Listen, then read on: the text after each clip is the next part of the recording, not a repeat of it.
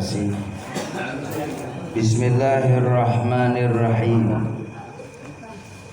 Assalamualaikum warahmatullahi wabarakatuh.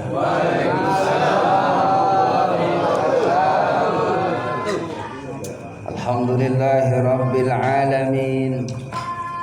Wassalatu wassalamu ala sayyidina Muhammadin sayyidil anbiya wal mursalin wa khatamun nabiyyin. Asyhadu an la ilaha illallah al-malikul haqqul mubin. Muhammadur Rasulullah sallallahu alaihi wasallam. Allahumma salli wa sallim ala sayyidina Muhammad wa ala alihi wa sahbihi ajma'in. Qala Allah ta'ala fi kitabihil karim. Bismillahirrahmanirrahim. Fadhkuruni adhkurkum washkuruli wa la takfurun. Wa qala ta'ala aydan fi ayatil ukhra. Rabbi auzi'ni an ashkura ni'mataka allati an'amta 'alayya wa ala walidayya wa ala salihin tardahu wa qini bi rahmatika fi 'ibadika as-salihin. Wa qala an-nabi sallallahu alaihi wasallam silaturrahim tazidu fil umri wa tazidu fil rizqi. Sadaqallah sadaqa Rasulullah sallallahu alaihi wasallam. Para sesepuh, tokoh masyarakat, para alim ulama, para asatidz, para hujjaj, khusus Ketua Majelis Taklim, Ustaz Budi Ahmad, juga Ustaz Budi, serta para orang tua yang hadir, yang sama-sama dirahmati oleh Allah Subhanahu wa taala, Ustaz Hafid, serta guru-guru kita yang hadir, Pak Ustaz, yang maaf saya tidak sebutkan satu persatu, tidak mengurangi rasa taklim saya. Semoga guru-guru kita senantiasa dijaga kesehatannya oleh Allah Subhanahu wa taala. Tentunya tidak ada bahasa yang pantas kita ucapkan kecuali puji, puja serta syukur kepada Allah Subhanahu wa taala. Pada malam yang mubarakah ini kita dapat sama-sama membaca kalimat thayyibah, membaca Al-Qur'anul Karim, bersalawat kepada Rasulullah sallallahu alaihi wasallam, mendengarkan ta'lim. Insyaallah mudah-mudahan apa yang kita amalkan menjadi tambahan kebaikan buat kita bersama. Semoga juga menjadi wasilah segala kesalahan di masa yang lalu diampuni oleh Allah Subhanahu wa taala. Juga menjadi asbab mudah-mudahan hadirnya kita, baik diri kita, pasangan kita, anak-anak kita, anak keturunan kita, orang tua kita yang hidup ataupun yang sudah tidak ada, menjadikan asbab diangkat derajatnya oleh Allah Subhanahu wa taala. Hadirin jamaah yang dimuliakan oleh Allah, serta rasa mahabbah, rasa cinta kita kepada Nabi Muhammad sallallahu alaihi wasallam, tentunya tanamkan pada setiap diri kita untuk cinta yang tulus kepada Rasulullah. Karena Nabi pun sayangnya cintanya kepada kita sebagai umatnya ini tidak ada batas. Bahkan cintanya Nabi Muhammad kepada kita melebihi cintanya kepada keluarganya. Beliau saking cintanya kepada umatnya setiap malam menangis, berdoa kepada Allah. Kata Rasulullah, ya Allah, kalau ada umatku yang melakukan kesalahan, semoga Engkau ampuni dosanya ya Allah. Kalau memang belum dapat hidayah ya Allah, semoga mereka umatku senantiasa mendapatkan bimbingan dan hidayah darimu ya Allah. Itulah tangisan Nabi Muhammad setiap malam, hadirin. Maka malaikat Jibril alaihissalam datang, disuruh oleh Allah, ya Jibril datang ke Muhammad. Itu nangis kenapa? Maka jemaah rahimakumullah, malaikat Jibril nanya, nangis kenapa ya Rasulullah? Aku mikirin umatnya dan selalu berharap kepada Allah agar umatnya senantiasa, kalau memang dia melakukan kesalahan di pagi hari, dia mau taubat kepada Allah dan Allah membuka pintu taubatnya kepada umatnya, dan berharap agar umatku senantiasa mendapatkan bimbingan hidayah dari Allah Subhanahu wa taala. Maka malaikat Jibril pun menyampaikan keluhannya, tangisannya Rasulullah di hadapan Allah. Maka Allah pun menjawab, aku ampuni kesalahan dari dosa umat Nabi Muhammad sallallahu alaihi wasallam. Asal tidak menyekutukan Allah. Kalau sudah menyekutukan Allah, tidak diampuni dosanya oleh Allah Subhanahu wa taala. Kalau hanya dosa-dosa kecil jamaah rahimakumullah, namanya juga manusia. Enggak ada yang namanya manusia tak lepas dari dosa. Termasuk Pak Ustadz. Ini Ustadz mau datang ke sini, mohon maaf naik motor Pak. Ya Allah, tuh anak ABG banyak banget tuh di jalan. Yang kelihatan pahanya. Iya. Kesorot lampu, nggak dilihat. Sayang. Lihat besarnya. Iya. Barang bagus. Iya, dilihat dosa nggak dilihat mumpung ada. Cuman bisa istighfar. Makanya mohon maaf jamaah rahimakumullah, terus tuh di motor jangan diem kita nih.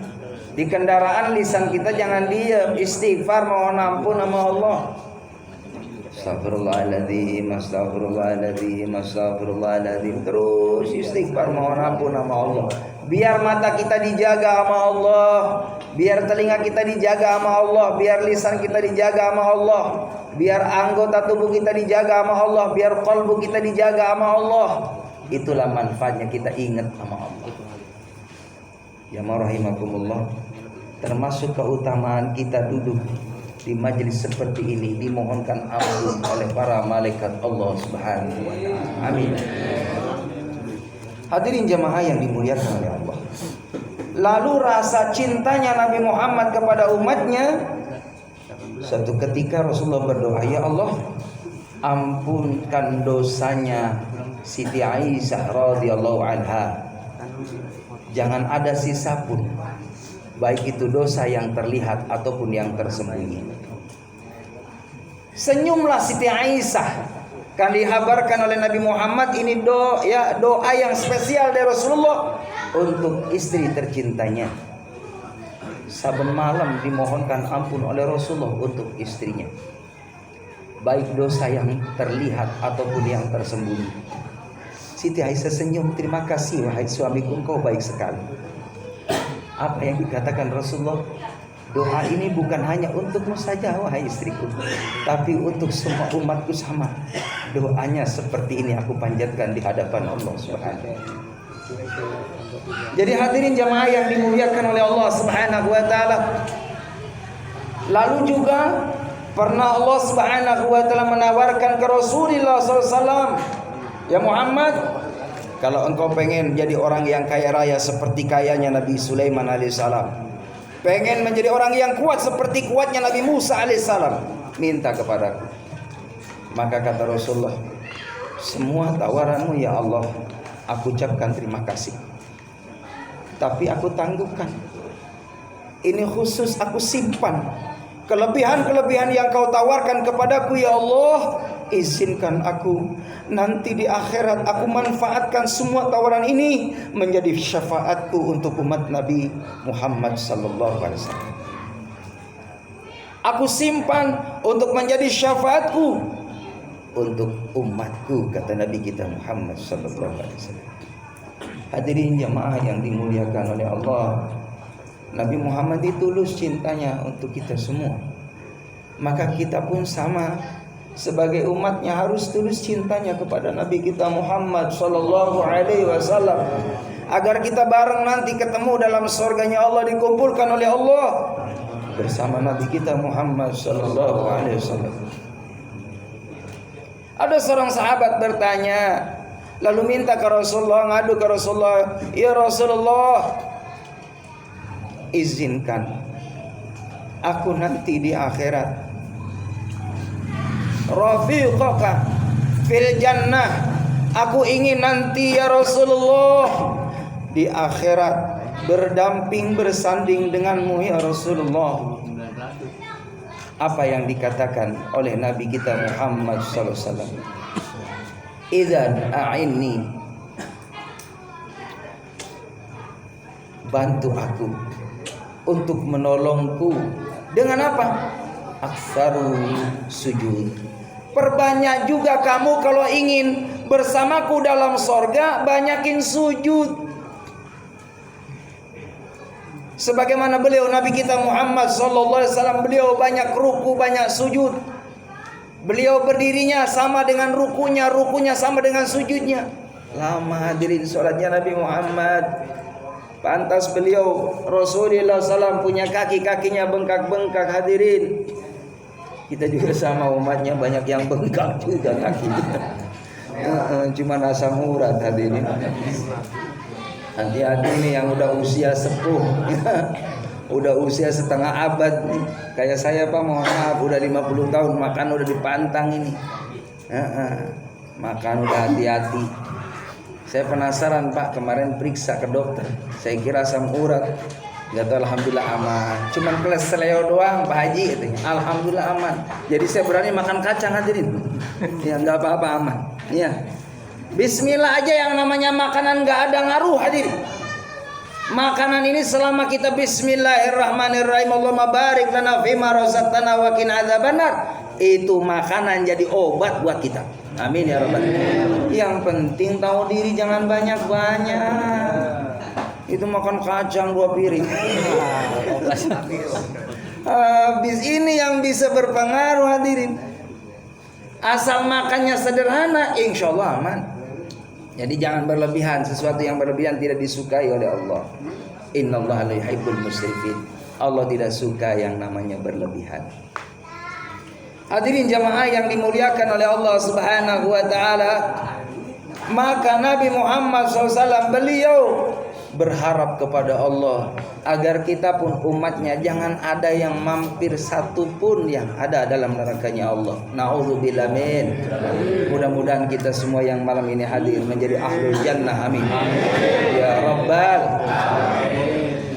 Mumpung kita masih hidup di alam dunia, manfaatkan sebaik mungkin. Buktikan cinta kita kepada kekasih kita. Bukan hanya sekedar ucapan, bukan hanya sekedar pengakuan, cinta harus pembuktian. Nabi Muhammad hadirin yang rahimakumullah, cintanya kepada Allah qol bi amwalihim wa anfusihim. Harta jiwanya untuk Allah. Bapak juga sama, kalau punya harta Pak jangan disimpan. Sodakohin Pak, sodakohin, infakin, zakatin, wakafin mumpung masih hidup. Sebab kalau kita disimpan harta benda kita, jamaah rahimakumullah, mohon maaf, kita mati nggak dibawa itu. Betul nggak Pak? Jangan-jangan yang betul nggak punya duit.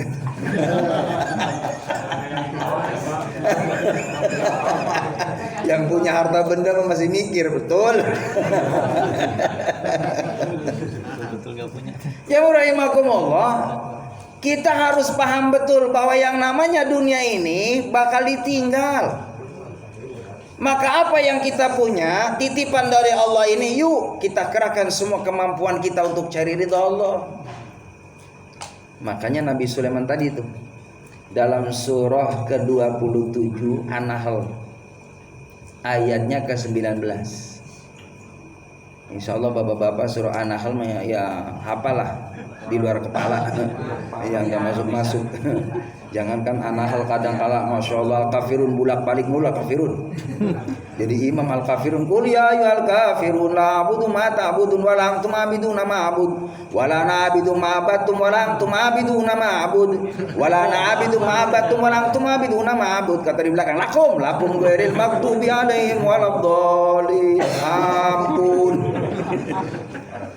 Jadi hadirin jamaah yang dimuliakan oleh Allah Subhanahu wa taala, maka kerahkan kemampuan kita untuk cari ridha Allah.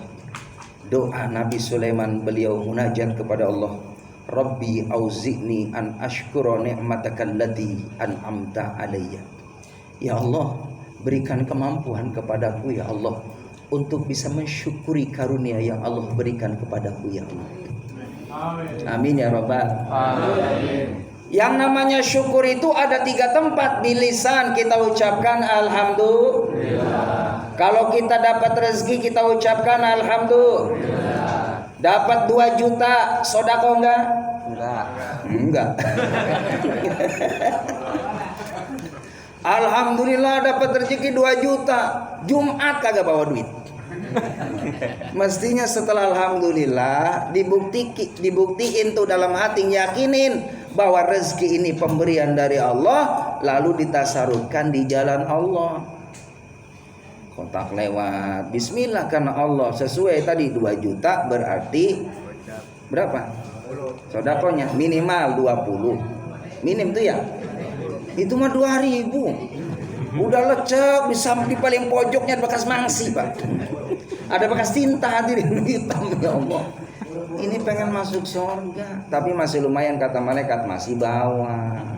Ono yang sebelah sono ada 4 juta sama sekali kagak bawa. Berarti masih mendingan yang mana tuh? Yang bawa 2.000, alhamdulillah. Masih lumayan, tapi jangan diulang besok-besok.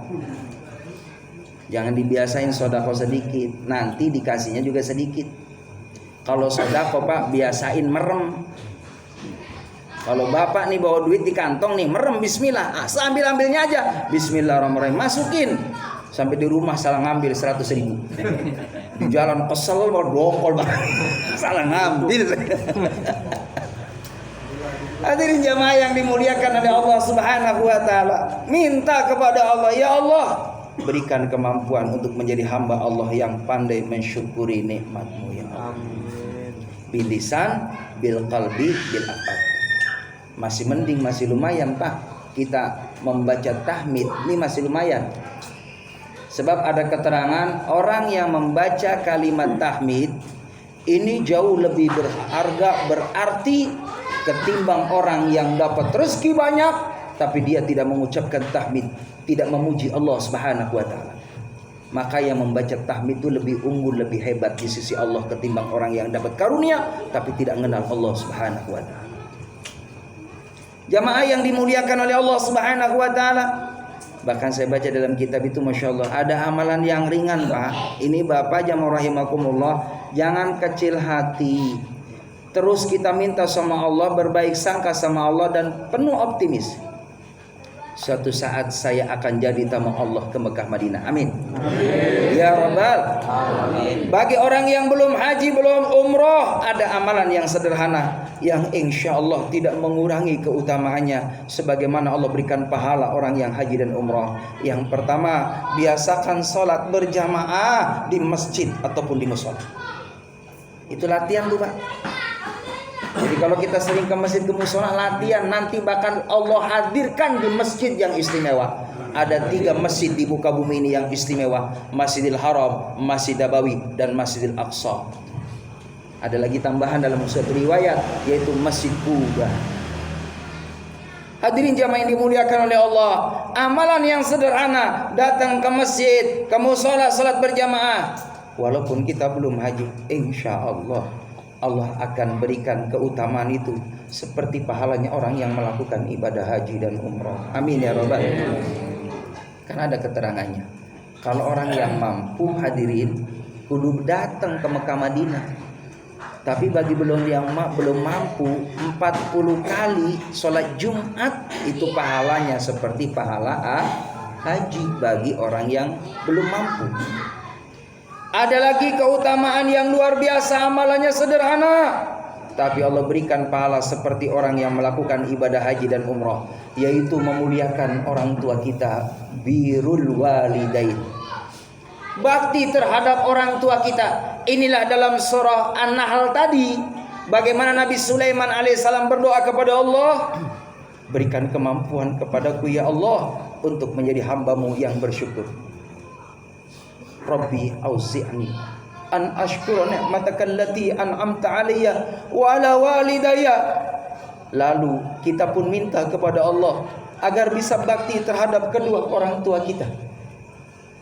Hadirin, kalau hidup kita pengen jaya, hidup kita pengen mulia, hidup kita pengen sukses, kalau orang tua kita masih hadir, bikin orang tua kita senyum, maka Allah pun senyum menatap kita. Allah pun akan ridho melihat kita.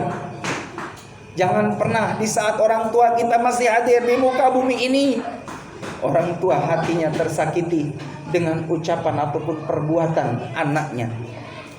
Maka ini pun pesan dari Allah Subhanahu wa taala dalam satu doa yang dibaca oleh Nabi Sulaiman alaihissalam. Setelah kita syukur kepada Allah, jangan pernah lupa baktilah terhadap orang tua kita. Ada keterangan hadirin, kalau sudah ayah bunda kita sudah tidak ada, berarti sudah satu pintu dibuka, pintu berkahnya Allah, pintu mustajabnya Allah dari hamba tadi sudah hilang dari muka bumi ini hadirin. Kalau ayah bunda kita sudah tidak ada, berarti pintu mustajabnya sudah tidak ada hadirin. Berarti perlu mujahadah dari pintu-pintu yang lain supaya membuka mustajab doa kita di hadapan Allah Subhanahu wa taala. Tapi tidak menutup kemungkinan dalam suatu riwayat masih bisa ada manfaat maslahat orang tua kita yang sudah tidak ada, tetap akan memberikan kebaikan bagi kita yang masih hidup. Dengan cara apa? Tadi saya sampaikan, kalau punya harta benda, badalkan ibadah haji dan umroh. Wakafkan harta benda kita atas nama almarhum almarhumah. Ini juga membuka pintu mustajabnya doa kita di hadapan Allah Subhanahu wa taala. Hubungkan tali silaturahim dengan sanak famili kita dan biasakan apa yang biasa almarhum almarhumah lakukan semasa hidup di alam dunia. Lanjutkan itu amaliyah solehnya. Ini membuat senang orang tua kita yang ada di alam barzah. Hadirin jamaah yang dimuliakan oleh Allah, mungkin itu saja yang dapat saya sampaikan. Baru 2, masih ada 3 poin lagi di dalam surah An-Nahl. Insyaallah pertemuan yang akan datang melalui radio dan gelombang yang sama. Radio apa ya? Itu sajalah ya. Itu saja hadirin yang dapat saya sampaikan. Terima kasih. Mohon maaf lahir batin. Assalamualaikum warahmatullahi wabarakatuh. Waalaikumsalam.